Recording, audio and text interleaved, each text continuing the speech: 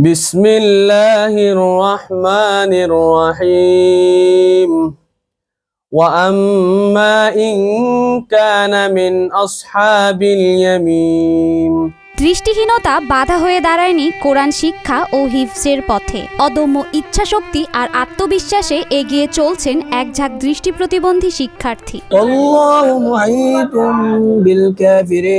Braille পদ্ধতি এখন অনেকের কাছেই পরিচিত। এটি অন্ধদের জন্য বিশেষভাবে তৈরি পাঠ পদ্ধতি, যেখানে বিভিন্ন বিন্দুর মাধ্যমে লেখা বোঝেন তারা।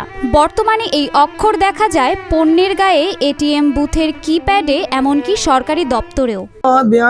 في آذانهم من الصواعق حذر الموت والله محيط بالكافرين। গাজীপুর মহানগরীর কুনিয়া তারগাছ এলাকার দাওয়াতুল কোরআন দৃষ্টি প্রতিবন্ধী মাদ্রাসা, যেখানে ব্রেইল পদ্ধতিতে কোরআন শিক্ষা নিচ্ছেন অন্তত 10 জন দৃষ্টি প্রতিবন্ধী শিক্ষার্থী। এখানে বিনামূল্যে দেয়া হচ্ছে কোরআন শিক্ষা। শিক্ষার্থীদের খাবার, পোশাক ও প্রয়োজনীয় অন্যান্য বিষয়গুলো নিশ্চিত করছে প্রতিষ্ঠানটি। তো এই মাদ্রাসায় এরা ব্রেইল পড়ে, তো আমি প্লাস এদেরকে ব্রেইল শিখাই, মাঝে মধ্যে আমি নিজেও পড়ি। তো আমাদের ব্রেইলটা একটা চোখওয়ালা মানুষ যেমন চোখ দিয়ে চোখে দেখে দেখে পড়তে পারে, কিন্তু আমরা তো চোখ দিয়ে দেখি না। আমরা চোখ দিয়ে না দেখার কারণে আমরা ব্রেইল পদ্ধতিটাকে হাতের মাধ্যমে স্পর্শ করে পড়তে পারি। শুধু এতটুকু পার্থক্য, তারা চোখ দিয়ে পড়ে, আমরা হাত দিয়ে পড়ি। এখানে প্রথম একদম হরফ থেকে শিখতে হয়, হরফ থেকে হরকত, এরপরে কায়দা, আমপারা, নাজেরা, কোরআন শরীফ। ওইটার একটা আলাদা আলাদা ডট নাম্বার থাকে, আলাদা সিরিয়াল নাম্বার থাকে। ওই নাম্বারগুলো মুখস্থ করার পরে ওদের নাম্বারগুলো যখন ভালোভাবে মুখস্থ হয়, তখন এদেরকে উল্টাপাল্টা জিজ্ঞেস করা হয়। যখন প্রশ্ন করলে উত্তর দিতে পারে, তখন ভাবি যে নাম্বারটা মুখস্থ হয়েছে। তখন পর্যায়ক্রমে কায়দার মধ্যে আবার ইন্টারভিউ নেওয়া হয়। যখন ওইটা পারে তখন আমপারা, এরপরে নাজেরা, এরপরে পর্যায়ক্রমে কোরআন শরীফ। এরপরে আস্তে আস্তে যার মেধা অনুযায়ী কেউ 2 বছরে হাফেজ হয়, কেউ 3 বছরে, কেউ 5 বছর। এভাবে আর কি আমাদের ব্রেইল পদ্ধতিতে অন্ধরা পড়াশোনা করে। প্রতিষ্ঠাতা হাফেজ মোহাম্মদ রাশেদুল ইসলাম রাশেদ নিজেও একজন শারীরিক সীমাবদ্ধতা সম্পন্ন ব্যক্তি। নিজের অভিজ্ঞতা থেকেই তিনি উপলব্ধি করেছেন সমাজের প্রতিবন্ধীরা এখনো উপেক্ষিত। তাই ব্যক্তিগত উদ্যোগে এই মাদ্রাসা কার্যক্রম শুরু করেছেন, যাতে প্রতিবন্ধী শিক্ষার্থীরা ধর্মীয় শিক্ষার আলো থেকে বঞ্চিত না হয়। খুবই ব্যয়বহুল। আমি এখন পর্যন্ত সরকারি কোনো সহায়তা পাই নাই। এগুলা করতে গিয়ে অনেক হয়রানি হয়েছে, দেখা যায় অনেক সময় ব্যয় হয়ে যায়। আর সবচেয়ে বড় কথা, দেখেন আমাদেরকে আসলে ধর্মীয় দৃষ্টিতেও অবহেলার চোখে দেখা। আমাদের নিয়ে কোনো ধর্মীয় বড় বড় ইসলামী স্কলার আছে, আলহামদুলিল্লাহ সবাই খেদমত করতেছেন, কিন্তু আমাদের এই বিষয়টা নিয়ে ওনারা ফিকির করেন না। আসলে দৃষ্টিভঙ্গির অভাব আমাদের। পরিবার, রাষ্ট্র, সমাজ, ধর্ম, যেটাই বলেন, এক কথায় আমাদের প্রতিবন্ধী মানুষদেরকে মানুষ মনে করা হয়। আমাদেরকে মনে করা হয় সমাজের, পরিবারের, রাষ্ট্রের মানুষের বাইরে রাখা। আমাদেরকে এক কথা মানুষই মনে করা হয় না। তাদের ধারণা আমাদের শিক্ষার কোনো দরকার নাই, আমাদের চাকরির কোনো দরকার নাই, আমাদের খাওয়া পড়ার, ভালো কিছুর করার কোনো দরকার নাই। যদি আমাদেরকে মানুষই মনে করা হতো, তাহলে আমাদের প্রতিবন্ধীদের জন্য সকল কিছুর ব্যবস্থা করা হতো। শিক্ষার্থীরা জানান, হাফেজ হওয়ার প্রবল আগ্রহ ছিল অনেকেরই, কিন্তু আয়াত শুনে মুখস্থ করাতে কিছু অসুবিধা ছিল। এখন ব্রেইল পদ্ধতিতে আয়াত পড়তে পারায় আবারও আশার আলো দেখছেন তারা। যদি আমাদেরকে ওরা অবহেলা নাই করতো, আমাদেরকে যদি ওরা তাদের মতো করে মূল্যায়ন করতো, তাহলে অবশ্যই ওরা আমাদেরকে, যেহেতু ভালো মানের হাফেজ, তেলাওয়াত শোনা প্রশংসা করছে, তাহলে অবশ্যই ভালো একটা জায়গায় বসাইতো আমাদেরকে, যে তারাও সমাজের জন্য কিছু করতে পারে কিনা আমরা দেখি। যদি তারা চেষ্টা করে পারে, তাহলে আমাদের তো বসাইতে সমস্যা নেই। কিন্তু তারা আমাদেরকে শেখানো, আমি বলতে গেলে কয়েকটা মাদ্রাসায় গেছি, উল্লেখযোগ্য কয়েকটা মাদ্রাসায় গেছি না, তারা নিবেই না, তারা বুঝতে রাজি না যে তুমি চোখে দেখো না, তুমি কিভাবে আমাদের সাইডে ঠেসখানে তুমি বাচ্চাদেরকে পড়াইবে, এটা তারা বুঝতেই রাজি না।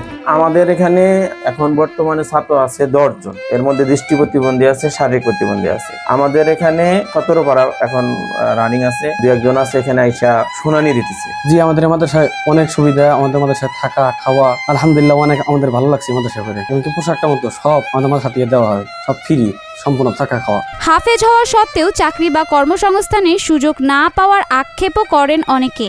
এজন্য ভবিষ্যতে নিজেরাই এমন মাদ্রাসা গড়ে তুলতে চান, যেখানে ব্রেইল পদ্ধতিতে শিক্ষা দান করা হবে।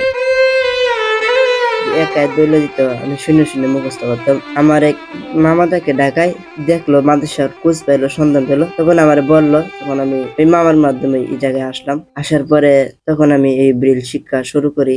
অনেক বিরক্ত হইতো যখন ছাত্র ভাইদেরকে জিগাইতাম, তখন তারা বলতো যে আমার সবক আছে, মুখ কিছু ঝামেলা দেখে তারা বলে দিত না। হুজুরেরও ইয়াদেরকে কন্ট্রোল করতে গিয়ে আমারও বইলা অনেক দিত হঠাৎ। এইভাবে আমি অনেক কষ্ট করে প্রায় 2 বছরে 2 পারা আমি শেষ করি। আমরা চোখে দেখি না ঠিক আছে, কিন্তু এই যে আমরা ব্রেল পদ্ধতিতে পড়াশোনা করেছি, আমাদের তো পড়ার মধ্যে কোনো দুর্বলতা নেই, তো আমরা চোখে দেখি না। আমরা একটা মাদ্রাসায় চাইলেই খেদমত করতে পারবো, কিন্তু তাদের মনে প্রশ্ন যে কিভাবে পোলাপান কন্ট্রোল করবে, তাদেরকে বিভিন্ন ভাবে বুঝাইতে আমরা আসলে সক্ষম হই নাই। তো আমার একটা ইচ্ছা যে আমি যেহেতু হাফেজ হয়েছি, আমি আরো ভালোভাবে ইয়াদ করে আমি চোকলাদের মতো করে ভালোভাবে বিভিন্ন চোকলা মাদ্রাসায়, সাইডের মাদ্রাসায় আমি যেরকম হাফেজ হয়েছি, তো আমারও ইচ্ছা আমি যেন এরকম ভালো ভালো হাফেজ তৈরি করতে পারি। সম্প্রতি কোরআন তিলাওয়াত প্রতিযোগিতায় অংশ নিয়ে এই মাদ্রাসার 2 শিক্ষার্থী পুরস্কার সহ পবিত্র ওমরা হজ পালন করার সুযোগ পেয়েছেন বলেও জানান প্রতিষ্ঠার পরিচালক। শারজা ইন্টারন্যাশনাল চ্যারিটি সৌদি দূতাবাস প্রত্যেক রমজানে সারা বাংলাদেশে যত দৃষ্টি প্রতিবন্ধী মাদ্রাসা আছে, দৃষ্টি প্রতিবন্ধী স্টুডেন্ট আছে, হাফেজ আছে, তাদের ভিতরে একটা প্রতিযোগিতার আয়োজন করে। সেখান থেকে যাচাই বাছাই করার পরে পারা ভাগ করে, 10 পারা, 15 পারা, 30 পারা, এর মধ্যে ফার্স্ট, সেকেন্ড, থার্ড এই 3 জনকে পুরস্কার দেয় এবং ওমরা করতে নিয়ে যায়। আলহামদুলিল্লাহ আমাদের একটা ছেলে ওমরা বিজয়ী হয়েছে এই রমজানেই প্রতিযোগিতায়। তো আমাদের একজন গতকালকে একটা অপ্রতিবন্ধীদের আয়োজন, সাধারণ ছাত্রদের, সাধারণ মাদ্রাসার যে কোরআন প্রতিযোগিতা হয় সেখানে আমাদেরকে ইনভাইট করা হয়েছিল, কিন্তু এর আগে কখনো করা হয় নাই। 2021 সালে মাত্র 2 জন শিক্ষার্থী নিয়ে যাত্রা শুরু করে মাদ্রাসাটি। বর্তমানে মাত্র 2টি কক্ষে পরিচালিত হচ্ছে পাঠদান। স্থান সীমাবদ্ধতায় নতুন শিক্ষার্থী ভর্তি করা সম্ভব হচ্ছে না বলে জানান রাশেদুল ইসলাম। এটি শুধু একটি মাদ্রাসা নয়, এটি অন্ধকারের ভেতর আলো খোঁজার চেষ্টা, যেখানে প্রতিবন্ধকতা নয়, অদম্য ইচ্ছাই সাফল্যের মূল শক্তি হয়ে উঠেছে। وأما إن كان من المكذبين الضالين صدق الله العظيم.